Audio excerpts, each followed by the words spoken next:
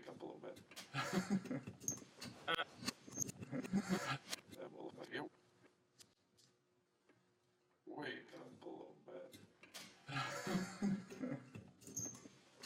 Alright. All the way.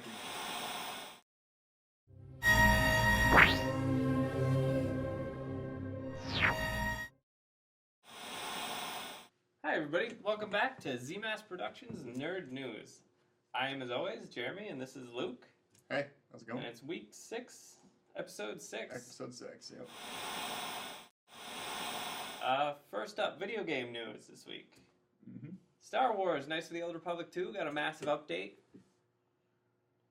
Yep, they increased a bunch of stuff on Steam through their update. You can now, through the Steam version, it now has a native widescreen resolution support, along with 4K and 5K. Do they even make 5K monitors? Or is that for future? Future, probably. And it also has the ability now to support Xbox 360, Xbox One, PlayStation 3, and PlayStation 4 controllers through the Steam system. Cool beans. So if you have Knights of the Old Republic 2, cool, awesome. You get a big update. If not, it's cheap. Well, there's even more to the update here. Wow. They did a massive restored content update, so the content is all updated, so any glitches and other shit that might have been ailing you for the past 10 years is fixed. Hopefully. Hopefully. They also added the Steam the ability to use the Steam Workshop to add mods compatible to the game. That's really cool. I really enjoy the Steam Workshop. Mm-hmm. A lot of good stuff on there. And so, in that case, like, the past week it's been on sale for 25% off, so it was like $7 or something like that, because it's just it's naturally $10. So either way, it's worth buying now. Oh yeah, definitely. Especially if you haven't played the game yet. Yeah, I haven't, but I might. I just might have to get it now. Mm-hmm. And also in video game news, EVO 2015, the championships were this past weekend. Lots of good fights. Basically, the YouTuber Maximilian dude, who's a fighting game enthusiast pretty much, was there receiving an award, and he was also one of the guest commentators. And he did a little ditty with his top 5 favorite moments. A little ditty? Yep, a little ditty.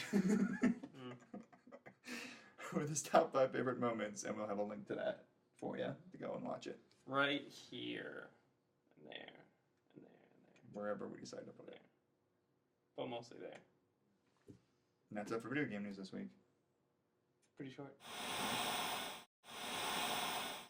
So, starting off our movie news this week, the It remake, apparently has gotten the director of the horror movie Mama to come on board, and the movie's been struggling quite a bit lately. Hasn't been able to get off the ground much. The second trailer for James Bond's Spectre has been released. Yep, and it's giving you a nice hint of the overall tone and the story. They even revealed, now I'm forgetting names. Christoph Waltz as the main villain. They had him finally coming forward a little more in this trailer. And it was actually a really good trailer. It looks pretty good. I'm sure it'll be alright. Mm-hmm. The new ones aren't too bad. Yep. Completely different from the old ones. Yeah, but I've liked them. Yeah, they're not too bad. Next up, Deadpool. Apparently Ryan Reynolds has been sharing some pictures of him with that Make-A-Wish kid on the set of the Deadpool movie. Yep. So yeah, that's your daily dose of some feels. He's had out a nice tweet where he referenced his poop joke from the trailer. Yep. Stuff. Poop jokes. We'll have a link to the actual picture and tweet for you. To his Twitter, if you don't already follow him. Yep. We also have some rumors for Star Wars Episode 8. In the rumor mill, it's saying that Benicio del Toro is scheduled to possibly play the villain in the next Star Wars episode. But remember, keyword there is rumor. We don't want to get too excited over something that's just been a rumor. Yeah. So, until that's confirmed, don't jump on it too much. I felt it was worth mentioning. Yeah, that'd be pretty cool. Mm-hmm. new details out of the Thor Ragnarok production. Apparently, in an interview, Jaimie Alexander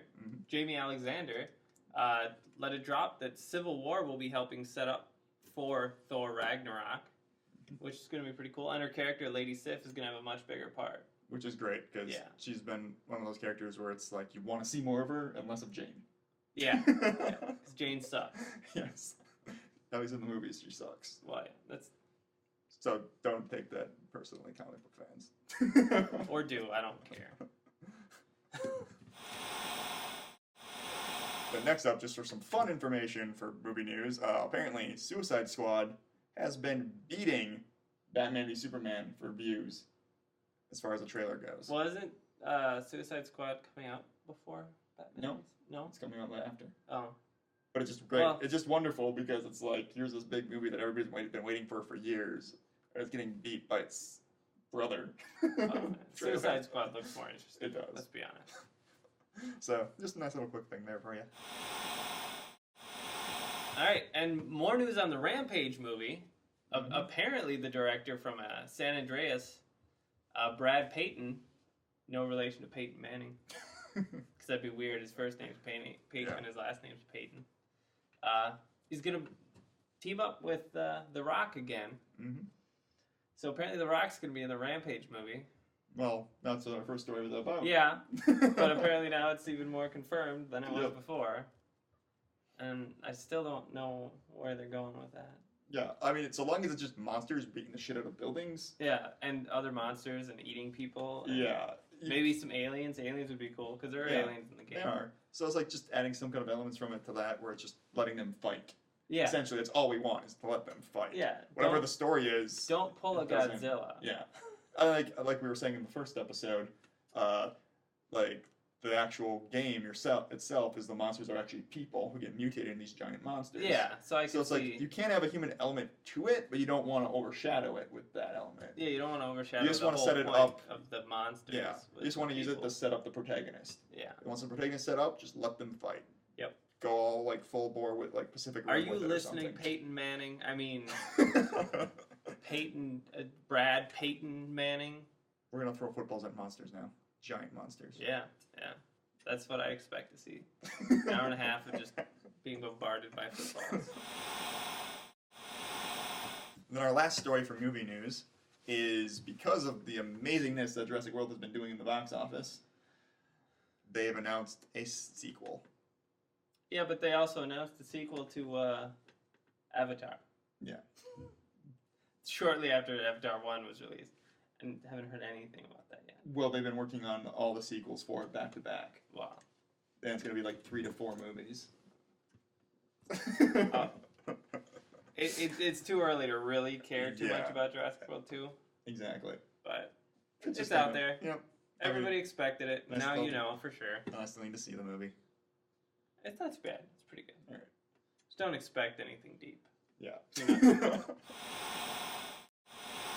Okay, so for TV news, we have a bunch of Arrow and Flash news. Go figure. Again. Yeah. It's like every week, it's just a steady stream of news for those shows. Well, it's giving us something to yammer on about, so it's alright. Hawkman is reportedly going to make an appearance on both shows. Mm-hmm. And The Flash just recently showed off his new costume for season 2. Yep. And it actually looks pretty cool. I actually got a chance to see it. Mm-hmm. Much more accurate to the comic book. There's not too much change from the costume from the last season, but they added like the white lightning bolt logo and a few like just fine little fine tuning to it. And then for Green Arrow, Stephen Amell has posted a picture teaser of the Green Arrow and saying soon, etc., or something to that effect on Twitter. And basically, it's hinting to that he's going to go full Green Arrow, finally, in the 4th season. So the big question is he going to have the goatee?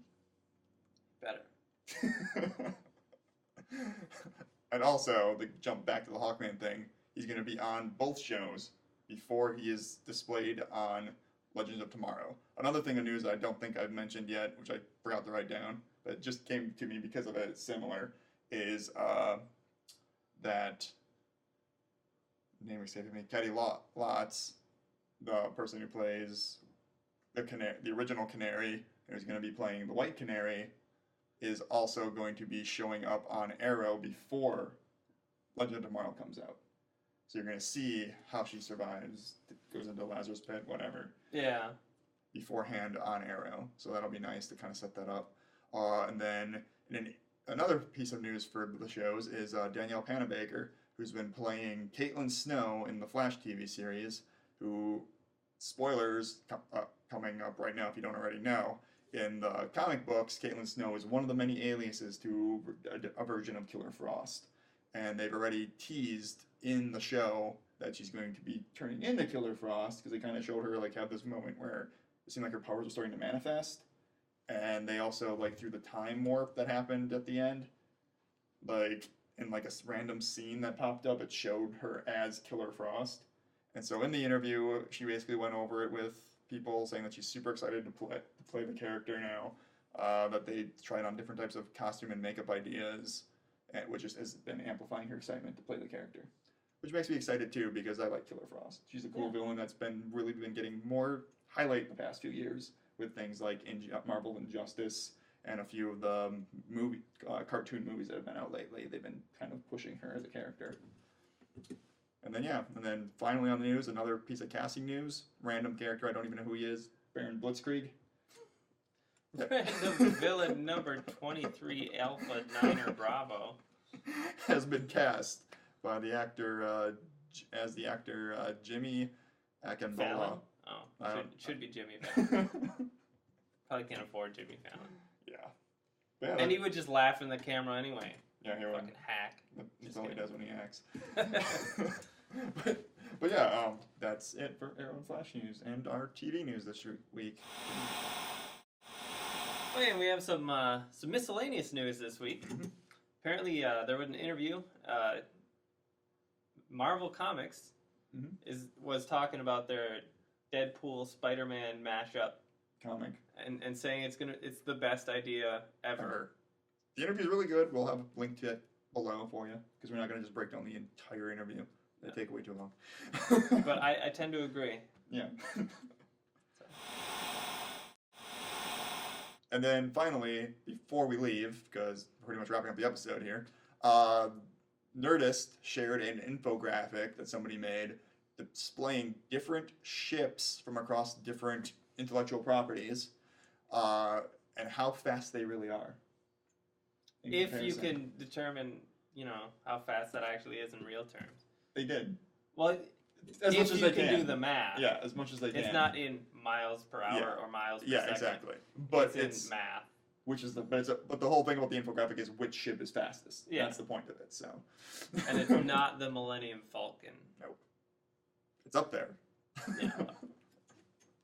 And that's it for Nerd News this week. So remember to click like, comment, subscribe, share us to all your friends. And go to our Facebook and tweet horror and that other thing.